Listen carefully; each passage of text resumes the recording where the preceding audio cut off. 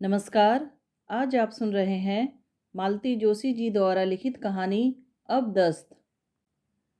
भुवन का पत्र आते ही घर में जैसे भूचाल आ गया था। 2 साल पहले जब उसकी शादी की खबर आई थी, घर में ऐसा ही तूफान बरपा हुआ था। उसके पिता ने तब कहनी अनकहनी सब सुना दी थी। बेटा सामने नहीं था, इसलिए माँ को ही कटघरे में खड़ा कर दिया था। अंत में उन्होंने वही वाक्य दोहरा दिया था जो सदियों से बिगड़ेल बच्चों के पिता बोला करते हैं, तुम्हारे लाड़ प्यार ने उसे बिगाड़ दिया है। यानी कि बच्चा अगर सीधी राह पर चल रहा है तो वह अपने बाप का बेटा है। जरा लीक से हटा नहीं कि सारा दोष माँ के सिर मढ़ दिया जाता है। आचार्य साहब का तर्क था कि इस घर में आज तक उनकी हर आज्ञा का पालन होता रहा है। उनके फैसले के विरुद्ध जाने की जुर्रत आज तक किसी ने नहीं की। उनके भाई बहन सिर झुकाकर उनकी हर बात मानते रहे हैं, पर इस नालायक बेटे की वजह से उनके सामने भी उन्हें शर्मिंदा होना पड़ रहा है। अगर माँ की सह ना मिली होती तो बेटा यह साहस कभी नहीं कर पाता। वैसे आचार्य साहब का यह कहना एकदम गलत भी नहीं था। पिता की अवज्ञा की सलाह भुवन को उसकी माँ ने ही दी थी। उसे सीधे सीधे अवज्ञा भी नहीं कहा जा सकता, क्योंकि आज्ञा मांगी ही नहीं थी। भुवन की माँ ने उसे समझा दिया था कि अगर सचमुच उस लड़की से प्यार करते हो तो चुपचाप शादी कर लो।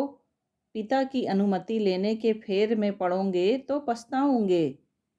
इकलौते बेटे की शादी के सारे अरमानों को मन में दफन कर लेने के बाद छाया ने कलेजे पर पत्थर रख लिया था। पत्नी के इस अपराध को आचार्य साहब कभी माफ नहीं कर सके थे, पर छाया भी क्या करती। इस घर का इतिहास वह देख चुकी थी। उसका देवर सतीश एक ऐसी लड़की से प्रेम कर बैठा जो बाबूजी के प्रतिद्वंदी की बेटी थी। बाबूजी तो उस समय थे नहीं, पर माँ ने और बड़े भैया ने फतवा जारी कर दिया कि उस घर की बेटी इस घर में बहू बनकर नहीं आएगी। सालों बाद उसने अपने बेटे को जो सलाह दी वही उस समय सतीश को देना चाहती थी। कहना चाहती थी कि चुपचाप शादी कर लो, बाद में सब ठीक हो जाएगा। वैसे भी माँ सब दिन तो बैठी नहीं रहेगी। पर यह सब कहने की उस समय हिम्मत नहीं हुई। एक तो वह खुद नहीं थी, शादी को 4-5 साल ही हुए थे। वह खुद अभी घर में पैर जमाने की कोशिश कर रही थी। ऐसे में कोई भी गलत कदम उसके लिए घातक सिद्ध हो सकता था। अगर सतीश जरा भी विद्रोही तेवर दिखाता तो वह उसका साथ दे सकती थी, पर उसे विद्रोह के लिए उकसाने की गलती वह कैसे करती। एक चिंगारी भी उसे मिल जाती तो वह आग लगा सकती थी, पर वहाँ तो सब ठंडा मामला था। सतीश ने चुपचाप सिर झुकाकर घर वालों का फैसला स्वीकार कर लिया और माँ की पसंद की लड़की से शादी रचा ली। यह तूफान तो खैर उठने से पहले ही शांत हो गया। फिर 2-3 साल बाद नीलू की समस्या उठ खड़ी हुई। उसे अपने एक सहपाठी से प्यार हो गया था। वह विजातीय तो था ही, दुर्भाग्य से उसका सामाजिक स्तर भी बहुत अच्छा नहीं था। अफेयर तो शायद कब से चल रहा था, पर माँ के रहते नीलू को यह बात उठाने का साहस नहीं हुआ। उसे क्या मालूम था कि बड़े भैया भी उतने ही दुर्दांत हैं।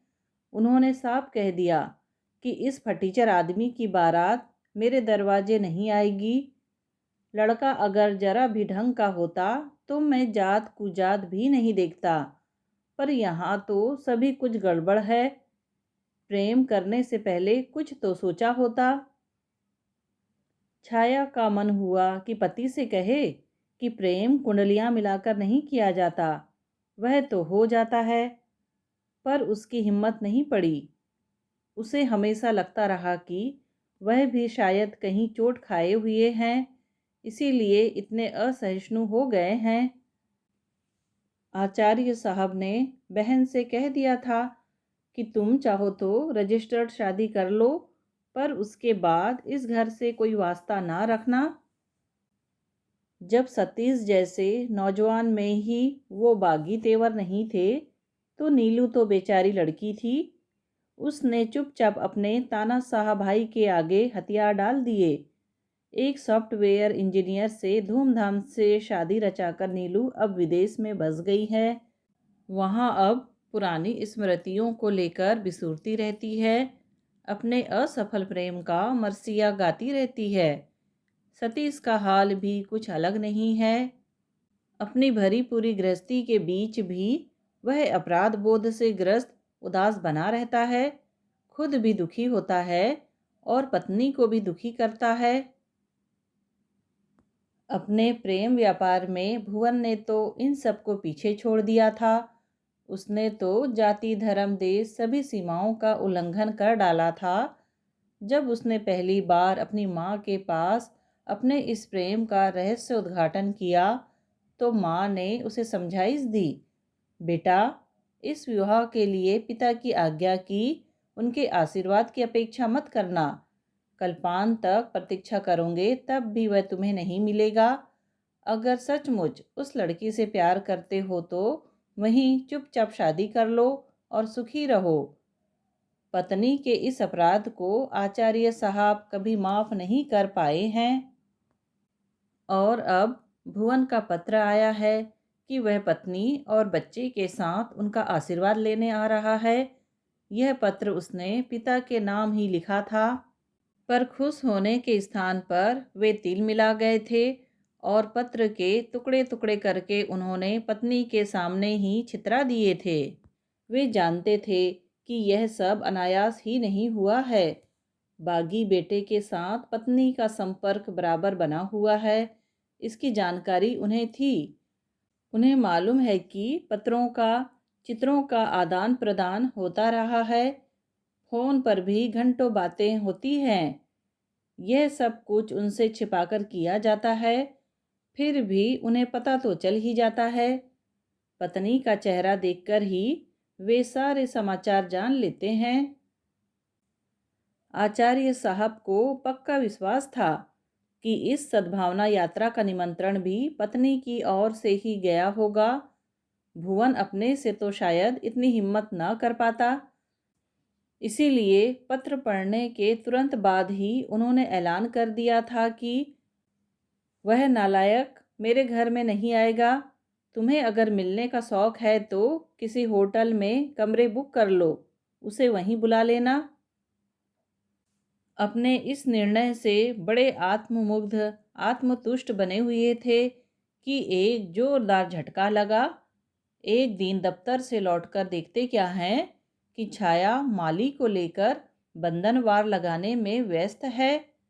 पोर्च से लेकर मुख्य दरवाजे तक आम्र मंजारियों के बंधनवार लगे हुए थे। बीच बीच में फूलों की मालाएं लटक रही हैं। मुख्य दरवाजे के सामने सुंदर सी अल्पना सजी हुई थी। रंगों की ताज़ा चमक से पता लग रहा था कि अभी अभी दी गई है। सारा सरंजाम देखकर वे क्रोध से फुफकार उठे। ये क्या हो रहा है? छाया ने शांत भाव से उत्तर दिया, कल भुवन लोग आ रहे हैं ना।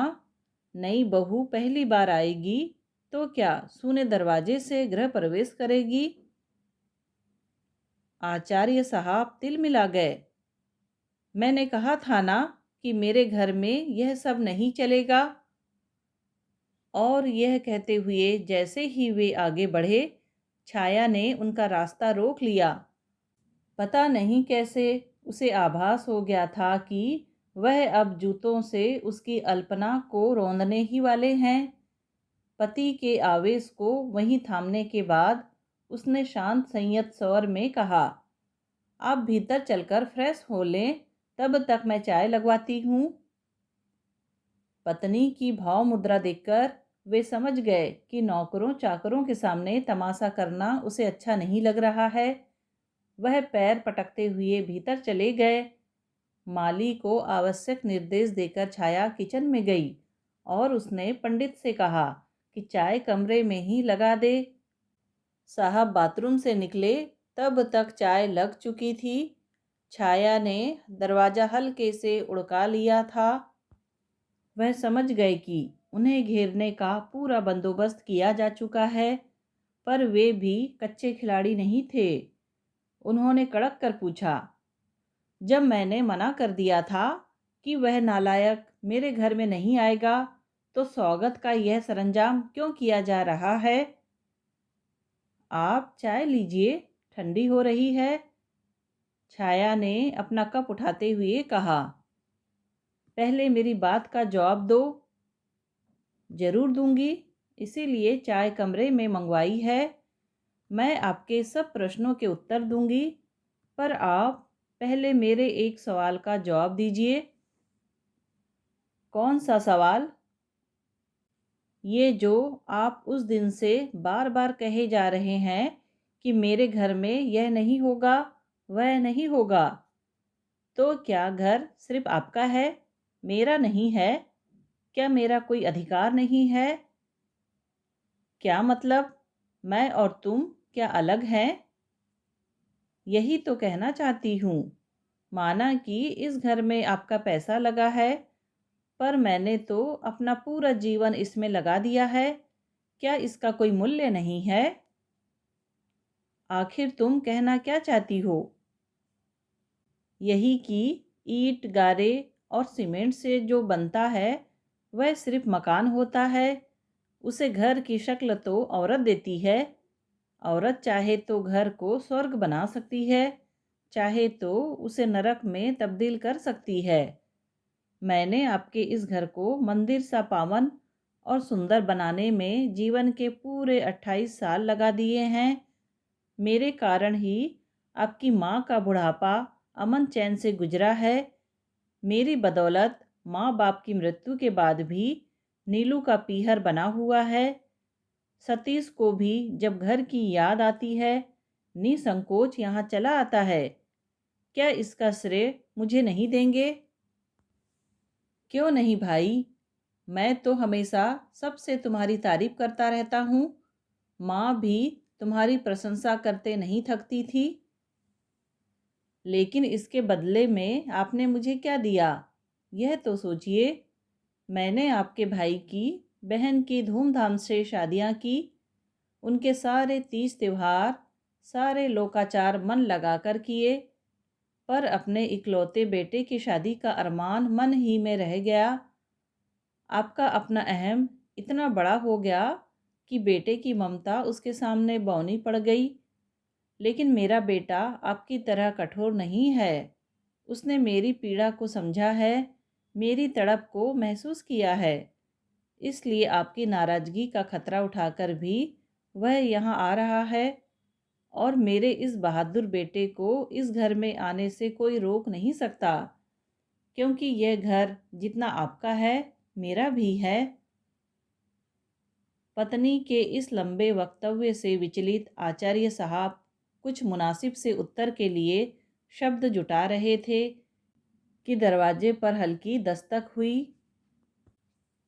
क्या है पंडित, बोलो, छाया ने कहा। पंडित भीतर आया और विनम्र स्वर में बोला, नारायण पूछ रहा है कि कहीं जाना तो नहीं है, गाड़ी लगा दूं? छाया ने प्रश्नार्थक मुद्रा में पति की ओर देखा। उनका चेहरा नीरा सपाट था। उसने कहा, नारायण से कहो कि अभी तो घर चला जाए, पर उसे सुबह 7 बजे यहाँ आ जाना है। और कहा कि असलम को भी साथ ले आए। बाबा को लेने एयरपोर्ट जाना है, दोनों गाड़ियाँ जाएंगी। पत्नी की अधिकारवाणी से चकित आचार्य साहब मुंह बाए उसकी ओर देखते ही रह गए। उन्हें लगा कि उनकी सत्ता का प्रसाद भर भरा कर गिर पड़ा है, धराशायी हो गया है, और अपने ही घर में वे शरणार्थी हो गए हैं। दोस्तों, कहानी सुनने के लिए आपका धन्यवाद। कहानी पसंद आई हो तो प्लीज़ लाइक, शेयर और सब्सक्राइब ज़रूर कीजिए।